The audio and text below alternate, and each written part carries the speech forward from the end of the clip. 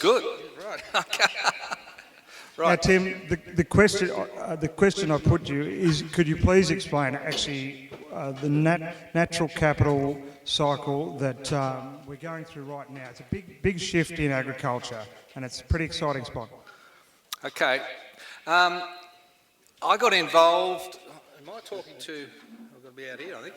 I got involved with the natural capital program with Sue Ogilvie. Gee, it's echoing. Are we right?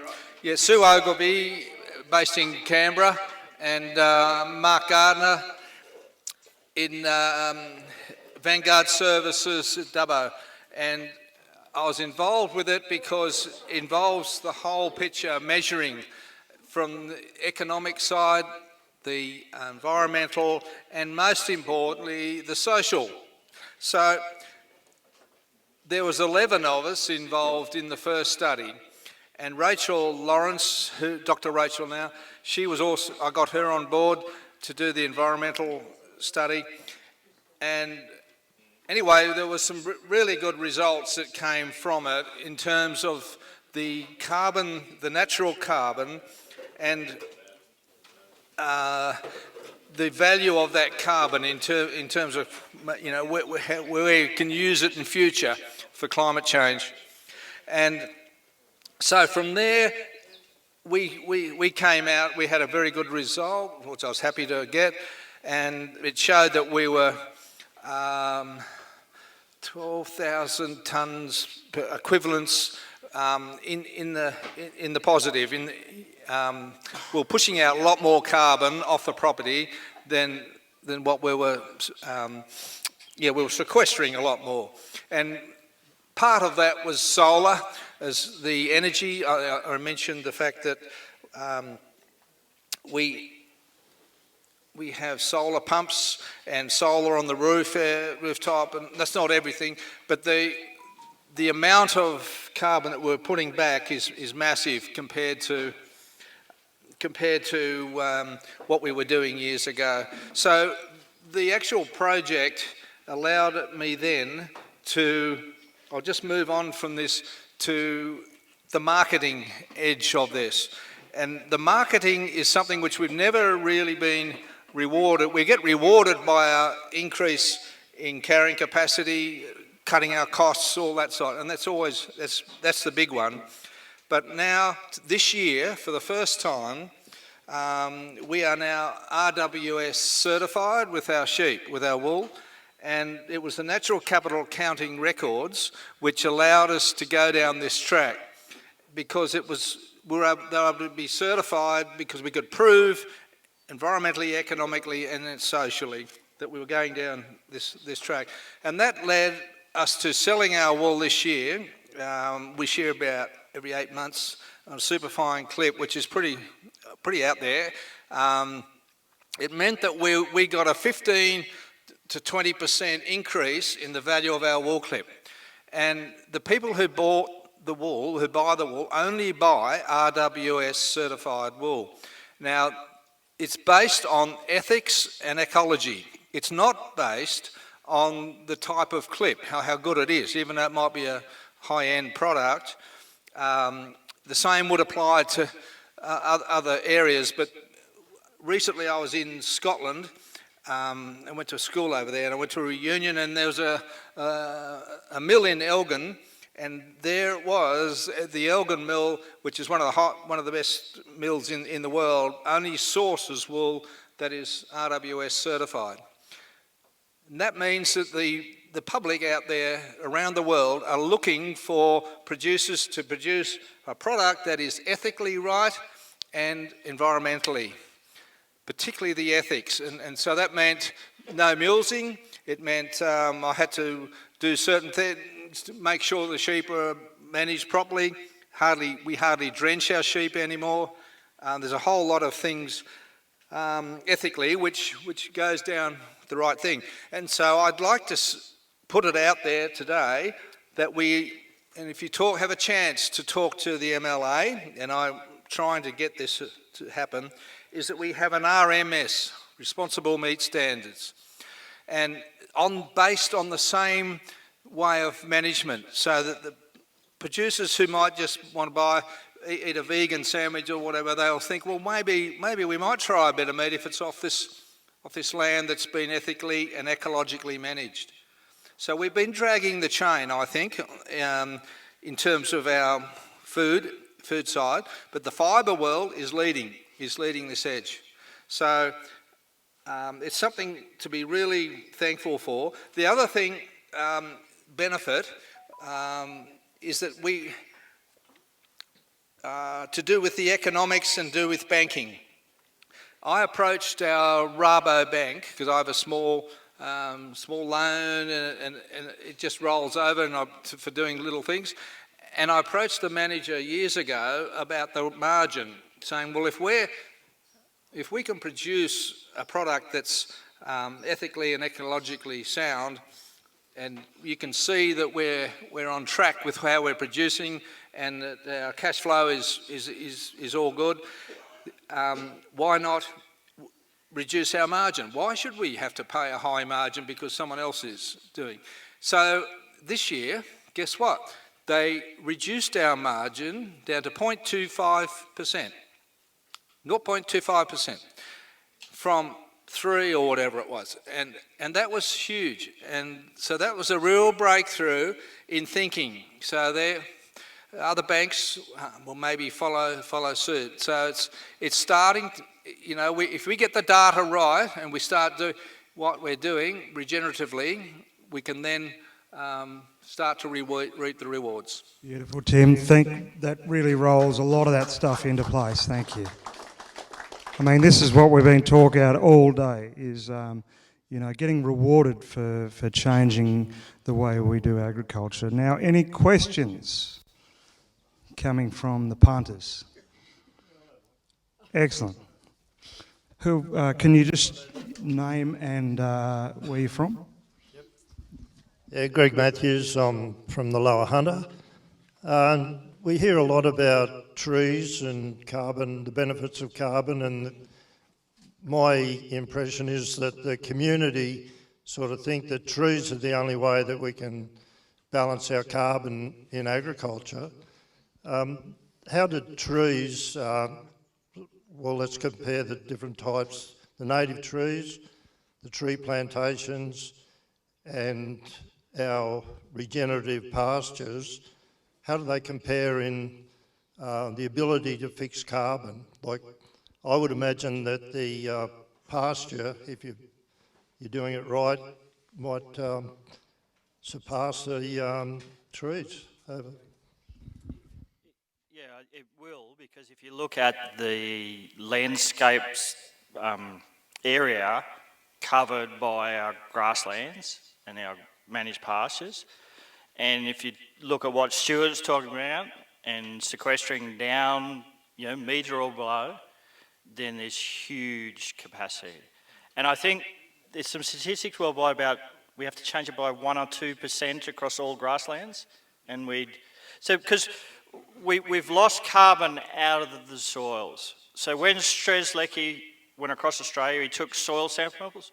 They've tested those, and the average soil, I think there was 50 soil samplers, the average was 12%. And now most of those soils are 1 or 2% at most. Yeah, it's a good question, and I get pretty frustrated with the government, and we have fairly regular conversations with the Clean Energy Regulator, who manages the Emissions Reductions Fund, that all carbon projects are under. And as you'd all be aware, there's been a lot of revegetation projects, human-induced re-veg, avoided deforestation under all those methodologies. That's how the majority of ACCUs have been generated to date. We're building enough evidence that, and for some reason, the scientists worked out how much carbon or CO2 a tree will absorb out of the atmosphere years ago. They figured that out. For some reason, they didn't figure out what the capacity was of our soils to sequester carbon as CO2 out of the atmosphere. And now they're starting to see and realise, and as Glenn just alluded to, if we can improve the soil carbon across Australia by 1%, that will account for more than 20% of Australia's emissions annually.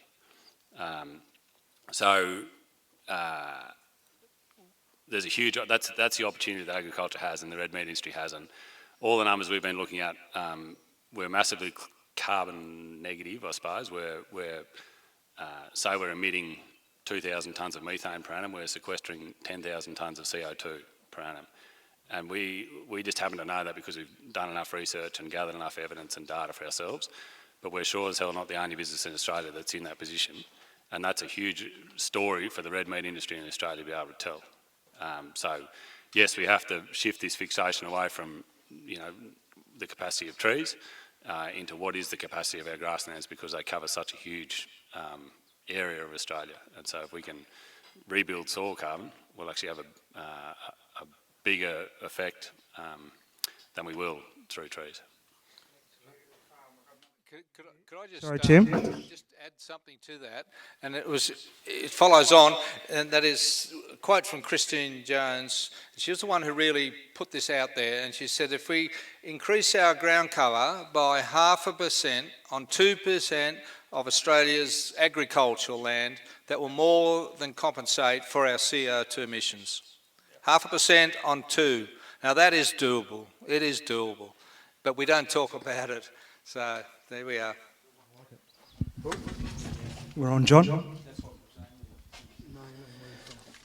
My name's John Taylor. I'm just on a property south of Scone on the Kingdom Ponds Dartbrook floodplain.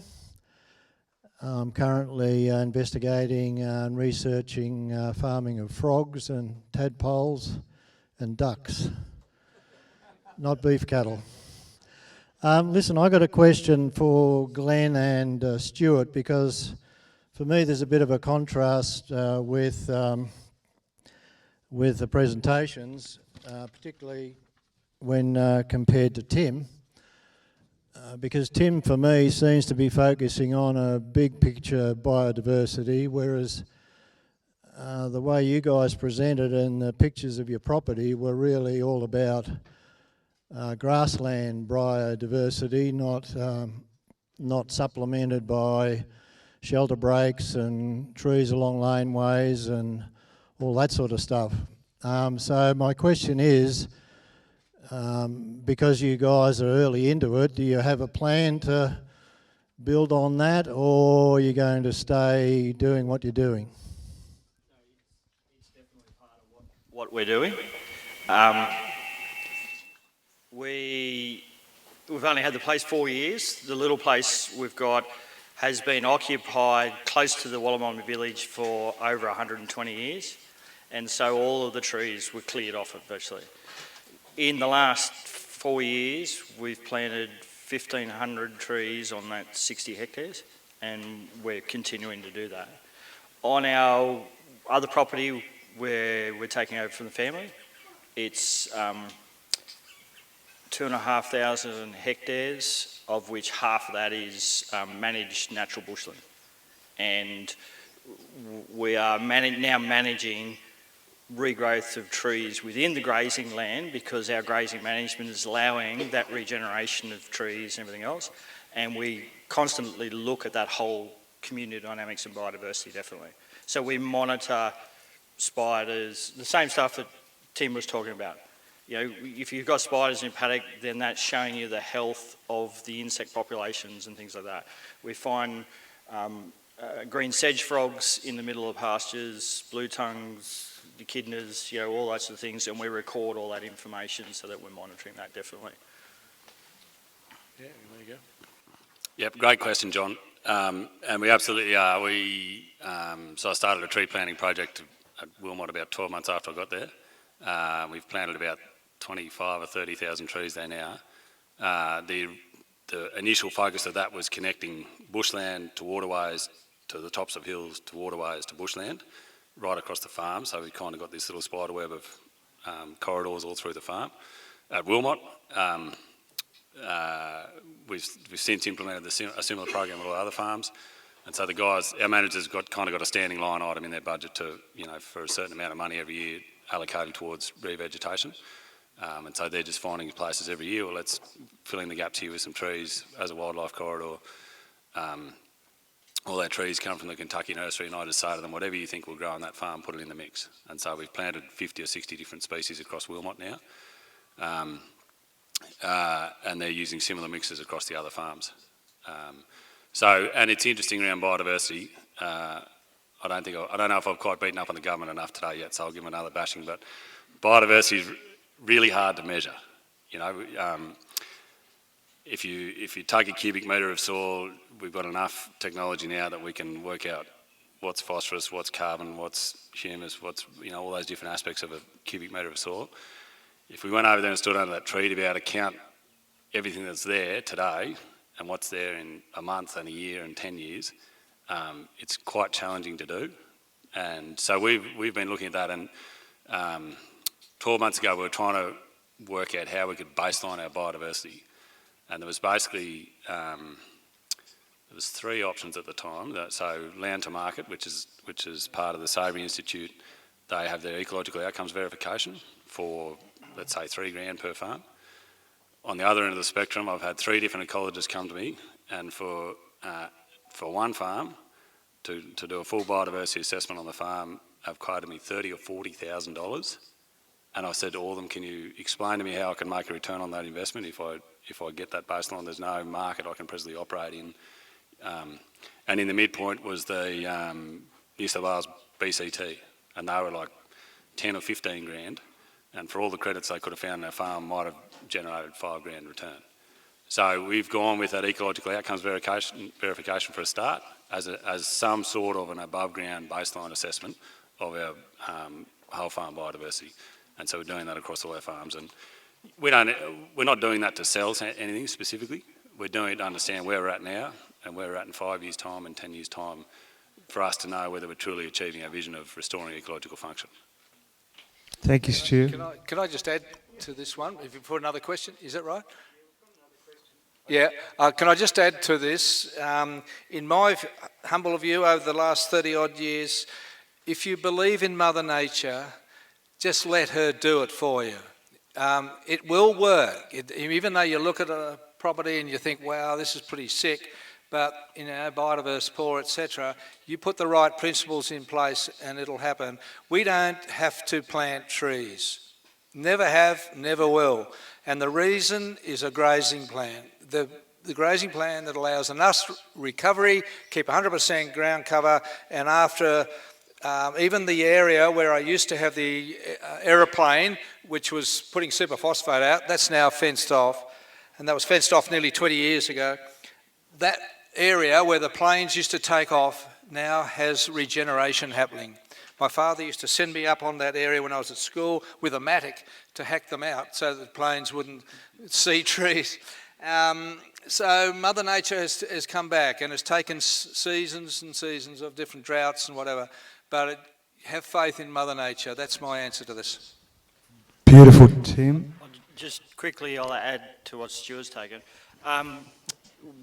My wife and I are part of a program, Environmental Markets Leadership Program at the moment, and there's about 250 farmers across New South Wales that are in a program to develop a network of producers looking at developing markets around environmental stuff. And it's not just plugging into existing ones, it's how do we create our own, potentially. So. Thank you, Glenn. Excellent. We've got a question from the crowd, and it was that, you know, I'm a small producer. How do I get into, can I get into regenerative agriculture in a way that's sustainable financially for me? Secondly, if yes, how would I get a start? Well, we're doing on 65 hectares with bank finance, so that farm has to pay for its finance. When we're talking about labour costs and overheads, we don't put a full FTE into it because it's not big enough to sustain that, so we put the appropriate level of overhead into it. So yes, it is achievable. And where's the guys who went to Victoria with me? Jed. Where's Jed?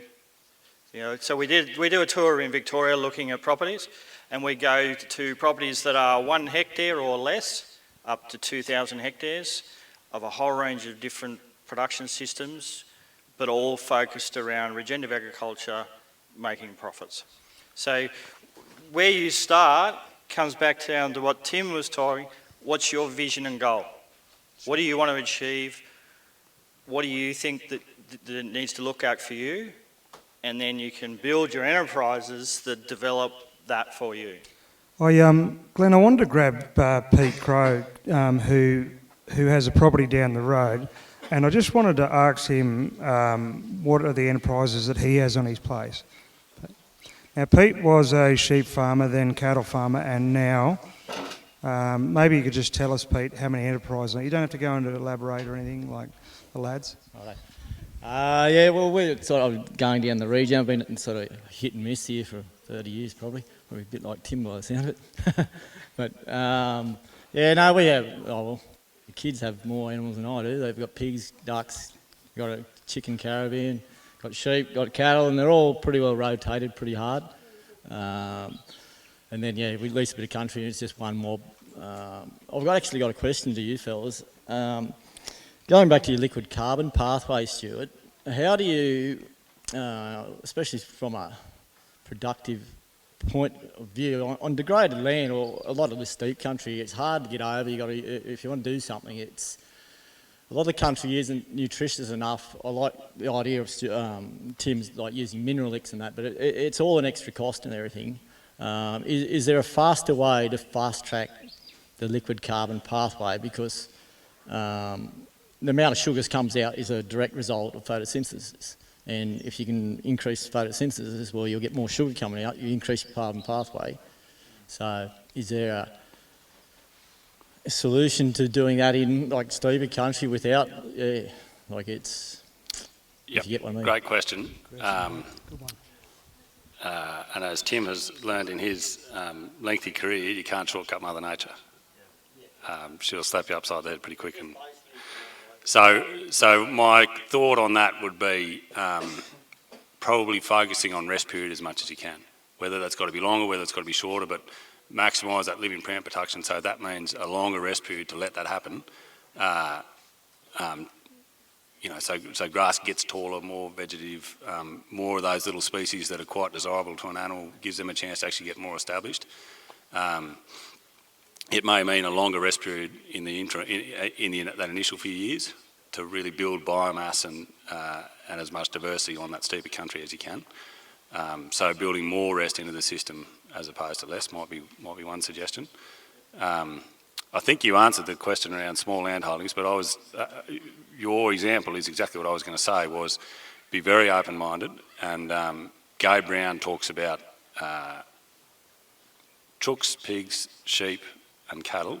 He's also got fruit and veggie and all sorts of other stuff. But he said there are his main 4 animal enterprises, and that's the order of profitability. The chooks are the most profitable, the pigs are the next most profitable, sheep and then cattle. And a big part of that is the turnover. The he can turn over so many more chooks per pig that he runs, per sheep that he runs, per cow that he runs. So as I alluded to this morning, the 3 secrets of profit: increased turnover, increased gross margin, decreased overheads.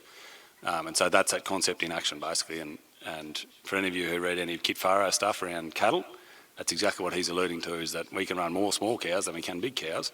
So the more small cows we have, the more animals we can turn over, the more money we'll make. And so that's if you apply that principle to a very small area, what enterprises could I run that are going to generate me the highest gross margin and the highest turnover?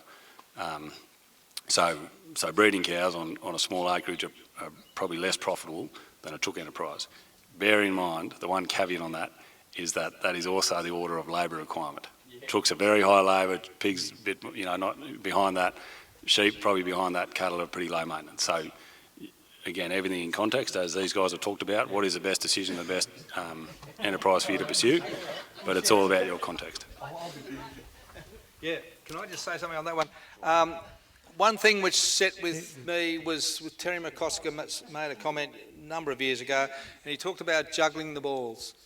You know, we start off with 2 balls and we can juggle that, even some can only handle 1. But when you've got 10 balls, you're juggling, and big time, and there's more pressure on you as a farmer, and ethically, ecologically, yeah. So just beware of the number of balls you want to juggle, because the high intensity stocking is more juggles, better result, but you've got to think of the animal. To me, the animal pays the rent, and you've got to have them in good nick. So if they're not performing, back off and readjust your grazing plan. But it does work. You can fast track very quickly, but you've got to know what you're doing, okay?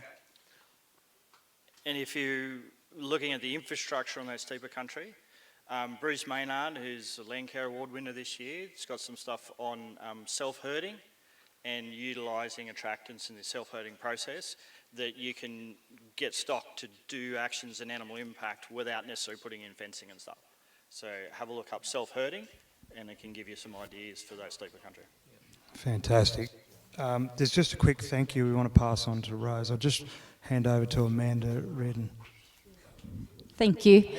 The Miranda Collective is about empowering people to start their own business, run their own business, and look at sustainability in a small area. Rose, the baker, is one of those people. So thank you, Rose, for doing all the food today. Appreciate it. Thank you. And is an example that it can be a small enterprise, a side hustle, a hobby, but we want to try and support people through the journey. Thank you. Beautiful, Amanda. Thank you very much, Rose. A beautiful, beautiful meal. Another question here off the floor from Guy Haig. Yeah, I was just wondering, when you look at destocking, at what point, like how much feed in time do you have left before you go, okay, let's start destocking, or, you know, going about that? Now that's the right question, because that is thirst for knowledge coming through from what I can understand. Yeah, I'm going to bring someone into this, not here today, but a fellow called Rob Baker, Professor Baker from the UNE, and he was my mentor when it came to forecasting drought and, you know, and floods and whatever. I've got a photograph I can show you, I've got with me, and he talks about Australia going through a 110 to 112 year cycle, and this is over and above the climate issues. And he's spot on. I'm glad I knew him, because he said, Tim, I'm going to have a cup of coffee with you. Come in and I'll have a chat. And so we did, and it was the worst cup of coffee, because it actually, but the best, because he said, we're going into a major drought. This was in 2016. He said 2017 is going to start, and it'll go for at least 3 years. It'll be bigger than any other drought Australia's had in the past, nearly. And then we're going to go into one of the wettest years Australia's ever going to see. And he's pretty well spot on now when we talk about... So I'm mentioning this because I was able to make a decision based back in 2017-18, and I destocked early, well ahead. The adjustment cattle went overnight, one phone call. I destocked all the older cows. Everything, I think it was a 70% reduction within a month. But apart from that, I was able to foresee right around the whole property how much feed I had ahead of me, as in tonnes per hectare. Like we had probably 5 tonnes or more.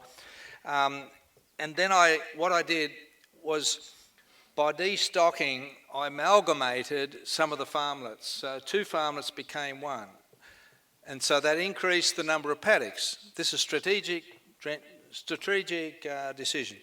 And so that, by increasing the number of paddocks, I increased the recovery feed, which meant that I was only at the peak of the drought, I was grazing a paddock no more than twice a year. And if we get a dew and, you know, things still happen, and you've got a good ground cover, as you saw on the photographs, then you'll get growth.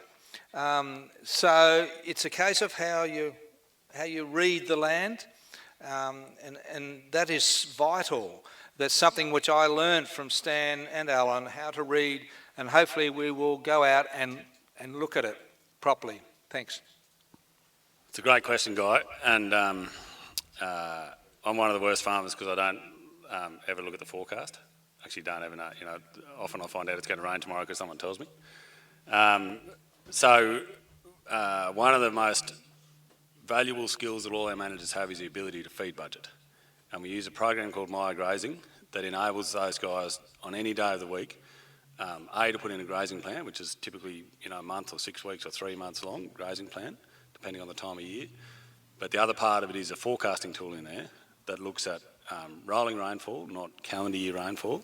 And so they're looking at trends all the time. Is it trending up or trending down? And then another metric that RCS teach in all their courses around stock days per hectare per 100 mils of rainfall. So how many LSU, how many animal units have you had on the farm per 100 mils of rainfall over 12 months as a rolling number?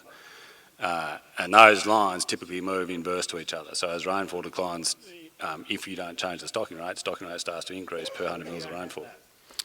It is one of the biggest return on investment tools that we have in our business. Through the drought, we were making $500,000 decisions with that tool, 3 months ahead of when we needed to make that decision. For our business, because of the size of our business, it costs us $200 a month for the whole business, and we're making $500,000 decisions with it, 3 months ahead of when we need to make that decision, because our guys are going, righto, this is how much feed I've got on hand at the moment. If I keep the current stocking rate, I'm going to run out of feed in 3 months. So if I halve that stocking rate, I've got 6 months worth of feed. So that's a wise decision to make now. While those cattle are in good condition, while the market's still good, let's offload some. And it's rarely that dramatic that they unload half of them. But we're constantly making adjustments to say, okay, we can see that and I'm talking generally in a dry period, as things are starting to dry out, they're constantly assessing regrowth rate of the plant. So if it's starting to grow slower, which means they've got to extend their rest period, that's a bit of an indicator to say, okay, we're regrowing less feed than we had before, so we must be running out of feed, we must have too many animals. So they'll say, okay, you know, if I destock a few, that means that'll buy me the same rest period but more days of grazing per animal. So it's a really, like I say, it's the cost of that tool is dependent on the size of the enterprise, but the value of the decisions we make off that are orders of magnitude more than the cost of the program. It's an absolute no-brainer to us. Okay, Glenn's got something. Sorry, I use my grazing. I love it for recording and doing this stuff. The same graphs my dad just handed to me when we're taking over the lease property out of a spreadsheet. And he's got 25 years of data, same graphs, same process. So it's a matter of recording your stuff. You can go back historically, look at your stock numbers each month, look at your rainfall, do those calculations. But as Stuart said, the earlier you destock, the smaller that you'll need to destock. You leave it later, then you'll have to destock heavier. Judy Earle has some data around, from her research, around kilos of dry matter to leave in a paddock for good regrowth of pastures. And I can't think of the numbers, but if you look up Judy Earle on the web, she's got some research papers up there about that as well. So. Guys, we're going to have one more question, and then we're going to wind it up. Because I think it's a good question. Can you just name and where you're from? Yeah, g'day. My name's Wayne. I come from Marywalk. My place has a 50-50. It's about 80 hectares. There's 40 hectares of irrigation and 40 hectares of virtually virgin bush. What I've found is we've only taken over there a few years ago, and if I didn't use mineral fertilisers, I wouldn't grow as much as what's on the cement here. So I've got to sort of transition. I am transitioning to organics and stuff like that.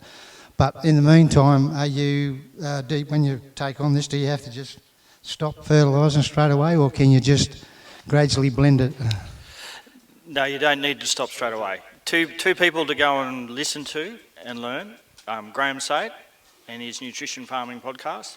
And here he talks about backing up the minerals with the biology and how to do that, and some really practical, very cost-effective things that you can do.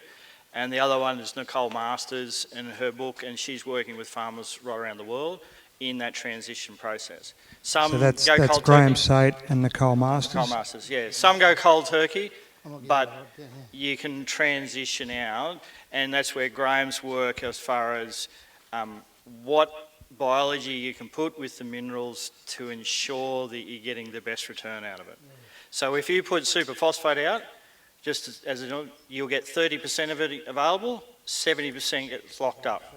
If you put soft rock phosphate out with humates, it becomes biologically available because the humate forms a phosphate humate or something or other. Graham talks about it, and it will then release all that over about 5 to 6 year period. So there's things you can do to work it. The other is the work that Gabe Brown's done in multi-species, rather than single crops, is try and put multiples in there and you get multiple benefits back from those. Let me make a quick comment. Only because I'm hard to shut up. Let me make a quick comment. There are no rules, right? There's no, and that was my point this morning around describing what regenerative means to me. You know, I try to never be divisive in this conversation around you either are or you aren't. There are just all these tools in the toolboxes, all these levers we can pull. We're all on a different point on the spectrum as to how we manage our landscapes. So use the tools that are available to you. Question everything. Be really curious as to is that absolutely necessary.